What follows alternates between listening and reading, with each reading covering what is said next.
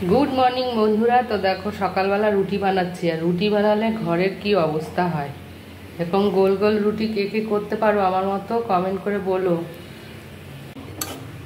আলু ভাজা করেছি, এই যে ছেলে আজকে ভাত খাবে না, এদিকে রুটি ওদিকে হয়ে গেছে আর এইদিকে যে রুটি বানাচ্ছি আর এখানে দেখো আমি চা বসিয়েছি, আমার চা হচ্ছে। তো কমেন্ট করে বলো কে কে গোল গোল রুটি বানাতে পারো এরকম আমার মতো। তবে যাই বলো আমি কাপড় ছাড়া রুটি বানাতে পারি না।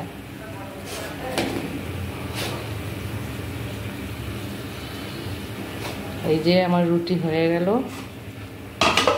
ছেলে আজকে ভাত খাবে না, ছেলে বলছে আজকে মা রুটি খাবো। তো এই হচ্ছে আমার ছেলের খাবার আজকে টিফিন সকালে, অফিসে যাবে। আলু ভাজা, সুজি আর রুটি। আজকাল ভাত খেতে চাইছে না, ওই জন্য আজকে এই খাবার।